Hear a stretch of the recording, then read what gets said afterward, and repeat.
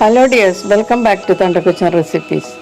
ഇന്ന് ഞാൻ ബീഫ് തേങ്ങാക്കൊത്തിട്ട് നാടൻ രീതിയിൽ എങ്ങനെയാണ് വരട്ടിയെടുക്കുന്നതെന്നുള്ള റെസിപ്പിയാണ് ഷെയർ ചെയ്യാൻ പോകുന്നത്. ഇത് വളരെ നല്ല സ്വാദിഷ്ടമായിട്ടുള്ളൊരു ബീഫ് റോസ്റ്റാണ്. ഇത് ചോറിൻ്റെ കൂടെ നല്ലൊരു കോമ്പിനേഷനാണ്. പിന്നെ പുട്ടിൻ്റെ കൂടെയും ഇടിയപ്പത്തിൻ്റെ കൂടെയും ഒക്കെ കഴിക്കാൻ നല്ലതാണ്. വളരെ കുറച്ച് സാധനങ്ങൾ കൊണ്ട് നമുക്കിത് വളരെ വേഗത്തിൽ ഉണ്ടാക്കാൻ പറ്റിയൊരു നാടൻ ബീഫ് റോസ്റ്റാണ്. അപ്പോൾ ഇത് നമുക്കിത് എങ്ങനെയാണ് ഉണ്ടാക്കുന്നതെന്ന് നോക്കാം. 500 ഗ്രാം ബീഫാണ് ഞാൻ എടുത്തിരിക്കുന്നത്. ഇതിലേക്ക് കുറച്ച് മഞ്ഞൾപ്പൊടിയും കുറച്ച് ഓൾ സ്പൈസസ് ഒക്കെ ചേർത്ത് ആവശ്യത്തിന് ഉപ്പും ചേർത്ത് നമുക്കിതൊന്ന് വേവിച്ചെടുക്കണം.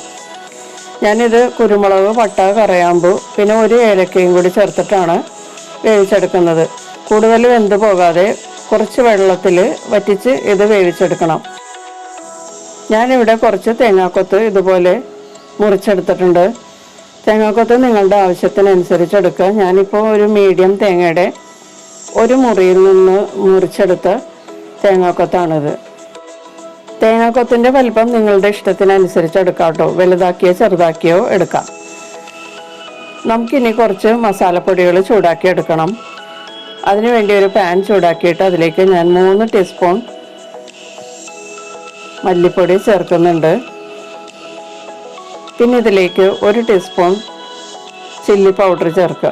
സാധാരണ മുളക് പൊടിയാണ്. പിന്നെ ഇതിലേക്ക് ഒരു 1/4 ടീസ്പൂൺ മഞ്ഞൾപ്പൊടി ചേർക്കുക. 1 ടീസ്പൂൺ കുരുമുളക് പൊടി ചേർക്കുക. 1/2 ടീസ്പൂൺ ഗരം മസാലയും കൂടി ചേർത്തിട്ട് ഇത് ലോ ഫ്ലെയിമിൽ ഒരു 4-5 മിനിറ്റ് ഫ്രൈ ചെയ്യുക. റോസ്റ്റ് ചെയ്തെടുക്കണം. നന്നായിട്ട് ഈ മസാലയൊക്കെ മൂത്ത് നല്ല മണം വരും. ആ സമയത്ത് നമ്മൾ ഇത് പാനിൽ നിന്ന് മാറ്റി വേറൊരു പാത്രത്തിലേക്ക് ആക്കുകയോ അല്ലെങ്കിൽ പാനിൽ തന്നെ തണുക്കുന്നത് വരെ സ്പൂൺ കൊണ്ട് ഇളക്കി കൊടുത്തിട്ട് മാറ്റി വയ്ക്കുക. മസാലപ്പൊടികൾ കരിഞ്ഞു പോകുന്നു എന്ന് തോന്നുകയാണെങ്കിൽ നമുക്ക് ഈ പാൻ ഒന്ന് പൊക്കി പിടിച്ചിട്ട് സ്പൂൺ കൊണ്ട് ഇളക്കി കൊടുക്കാവുന്നതാണ്. ലോ ഫ്ലെയിമിൽ വേണം ഇത് റോസ്റ്റ് ചെയ്തെടുക്കാൻ. പൗഡേർഡ് മസാല ആയതുകൊണ്ട് പെട്ടെന്ന് കരിഞ്ഞു പോകാൻ ചാൻസ് ഉണ്ട്. കൂടുതൽ തീയായി പോണു എന്ന് തോന്നുകയാണെങ്കിൽ നമുക്ക് ഈ പാനൊന്ന് പതിയെ പൊക്കി പിടിച്ചിട്ട് ഇത് ഇളക്കി കുക്ക് ചെയ്ത് എടുക്കാവുന്നതാണ്. നമ്മുടെ മസാല റെഡിയായി. നമുക്കിനി വേറൊരു പാൻ വെച്ചിട്ട് അതിലേക്ക് 3 ടേബിൾ സ്പൂൺ വെളിച്ചെണ്ണ ചേർക്കുക. വെളിച്ചെണ്ണ ചൂടായി കഴിയുമ്പോഴേക്കും വേപ്പില ചേർത്ത് ഒന്ന് വഴറ്റി കൊടുക്കുക. അതിനുശേഷം 1 ടീസ്പൂൺ ചോപ്പ് ചെയ്ത ഇഞ്ചിയും 1.5 ടീസ്പൂൺ ചോപ്പ് ചെയ്ത വെളുത്തുള്ളിയും കൂടി ചേർത്തിട്ട് നന്നായിട്ട് വഴറ്റി കൊടുക്കുക. 1 മിനിറ്റ് വഴറ്റിയതിന് ശേഷം ഇതിലേക്ക് ചെറുതായി ചോപ്പ് ചെയ്ത സവാള ചേർത്ത് കൊടുക്കാം. ഞാൻ 2 മീഡിയം സവാളയാണ് ചോപ്പ് ചെയ്തെടുത്തത്. സവാള ചേർത്തതിന് ശേഷം 2 പച്ചമുളക് എടുക്കുക. എരിവിന് വേണ്ട പച്ചമുളകാണ്. കൂടുതൽ എരിവുള്ളതാണെങ്കിൽ കുറച്ച് ചേർത്താൽ മതി. കൂടുതൽ എരിവില്ലാത്തതാണെങ്കിൽ ഒരു 4-5 പച്ചമുളക് വരെ ചേർക്കാം. ഞാനിതിപ്പോൾ എരിവുള്ളതായതുകൊണ്ട് 2 പച്ചമുളകേ ചേർത്തിട്ടുള്ളൂ. ഇനി ഇതിലേക്ക് കുറച്ച് ഉപ്പും കൂടി ചേർത്തിട്ട് നന്നായിട്ട് വഴറ്റി കൊടുത്ത് കുക്ക് ചെയ്യുക. സവാളയൊക്കെ നല്ല ബ്രൗൺ നിറമാവുന്നത് വരെ വഴറ്റി കൊടുത്ത് കുക്ക് ചെയ്യുക. ഈ സമയത്ത് നമുക്ക് നേരത്തെ റെഡിയാക്കി വെച്ചിരിക്കുന്ന മസാലപ്പൊടികൾ ചേർത്ത് കൊടുക്കാം. നമ്മൾ റോസ്റ്റ് ചെയ്ത് വെച്ച മസാലപ്പൊടികളാണ്. മസാലപ്പൊടികൾ ചൂടായി കഴിയുമ്പോൾ നല്ല മണം വരും. ആ സമയത്ത് നമുക്കിതിലേക്ക് തേങ്ങാക്കൊത്ത് ചേർത്ത് കൊടുക്കാം. തേങ്ങാക്കൊത്ത് ഈ മസാലയിൽ കിടന്ന് നന്നായിട്ട് ഒന്ന് കുക്കാകണം. മസാലപ്പൊടികളൊക്കെ നന്നായിട്ട് പിടിച്ച് നല്ല സോഫ്റ്റ് ആവുന്നത് വരെ വഴറ്റി കൊടുത്ത് കുക്ക് ചെയ്യാം. ഇടയ്ക്ക് വേണമെങ്കിൽ നിങ്ങൾക്കൊന്ന് മൂടി വെച്ച് കുക്ക് ചെയ്യാം കേട്ടോ.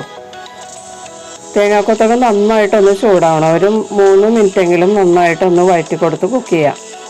അതിനുശേഷം നമുക്ക് വേവിച്ച് വെച്ചിരിക്കുന്ന ബീഫ് ചേർത്ത് കൊടുക്കാം. ബീഫ് വെന്തതിന് ശേഷം നമ്മൾ വെള്ളം വറ്റിച്ചെടുത്തതാണ്. പിന്നെ ഒരു 1/4 കപ്പ് വെള്ളം നമുക്ക് ഇതിലേക്ക് ഒഴിക്കാൻ വേണ്ടി വരും. ബീഫ് വെന്ത വെള്ളമാണ് കേട്ടോ. ബീഫ് സ്റ്റോക്ക് 1/4 കപ്പ് ബീഫ് സ്റ്റോക്കും കൂടി ഞാൻ ഇതിലേക്ക് ചേർത്തിട്ടുണ്ട്. ഞാനിത് നന്നായിട്ട് വെള്ളം വറ്റിച്ചെടുത്തതാണ്. ബാക്കി വളരെ കുറച്ച് വെള്ളത്തിൽ വറ്റിച്ചെടുത്ത് എന്നാലേ ബീഫിന് ടേസ്റ്റ് ഉണ്ടാവുള്ളൂ. കൂടുതൽ വെള്ളം ഉണ്ടെങ്കിൽ നമ്മളത് മാറ്റി വെക്കേണ്ടി വരും, അപ്പോൾ ടേസ്റ്റ് കുറയും. നമുക്കിനി ഇത് മൂടി വെച്ചൊരു 5 മിനിറ്റ് ലോ ഫ്ലെയിമിൽ കുക്ക് ചെയ്തതിന് ശേഷം തുറന്ന് നന്നായിട്ട് വഴറ്റി കൊടുക്കുക. ബീഫൊക്കെ നന്നായിട്ട് ഈ മസാലയുമായിട്ട് പിടിച്ചിട്ടുണ്ട്. ഇനി ഇതിലേക്ക് നമുക്ക് കുറച്ച് വേപ്പില ചേർത്ത് കൊടുക്കാം. പിന്നെ 1 ടേബിൾ സ്പൂൺ വെളിച്ചെണ്ണയും കൂടി ചേർത്ത് നന്നായിട്ട് ഒന്ന് വഴറ്റി കൊടുത്ത് കുക്ക് ചെയ്യാം. ഒരു 2 മിനിറ്റ് ഇതുപോലെ ഇങ്ങനെ വഴറ്റി കൊടുത്തതിന് ശേഷം നമുക്കിതിലേക്ക് 1 ടീസ്പൂൺ ചെറുനാരങ്ങ നീര് പിഴിഞ്ഞ് ചേർക്കാം. അതിനുശേഷം 1 മിനിറ്റ് നന്നായിട്ട് ഈ പുളിയൊക്കെ ഇതിനെ പിടിക്കുന്നത് വരെ വഴറ്റി കൊടുക്കാം.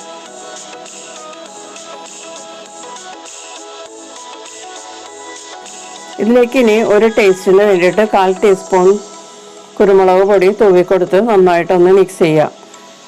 അതിനുശേഷം നമുക്കിത് സെർവ് ചെയ്യാവുന്നതാണ്. അപ്പോൾ നമ്മളുടെ വളരെ സ്വാദിഷ്ടമായിട്ടുള്ള തേങ്ങാക്കൊത്ത് ചേർത്ത ബീഫ് വരട്ട് റെഡി ആയിട്ടുണ്ട്. ഇതൊരു വെറൈറ്റി ബീഫ് വരട്ടാണ്. അപ്പോൾ എല്ലാവരും ഒന്ന് ട്രൈ ചെയ്ത് നോക്കുക. ഇഷ്ടപ്പെട്ടാൽ ലൈക്ക് ചെയ്യുക, ഷെയർ ചെയ്യുക, പിന്നെ നിങ്ങളുടെ ഫീഡ്ബാക്സ് ഒക്കെ അറിയിക്കുക. എൻ്റെ ചാനൽ ഇതുവരെ സബ്സ്ക്രൈബ് ചെയ്യാത്തവർ ഒന്ന് സബ്സ്ക്രൈബ് ചെയ്ത് എന്നെ ഒന്ന് സപ്പോർട്ട് ചെയ്യുകയും ചെയ്യണം കേട്ടോ. ബെല്ലൈക്കൺ എനേബിൾ ചെയ്താൽ എൻ്റെ അടുത്തടുത്ത വീഡിയോസ് നിങ്ങൾക്ക് വേഗത്തിൽ ലഭിക്കുന്നതായിരിക്കും. അപ്പോൾ നമുക്ക് വീണ്ടും മറ്റൊരു റെസിപ്പിയുമായിട്ട് കാണാം. Thank you.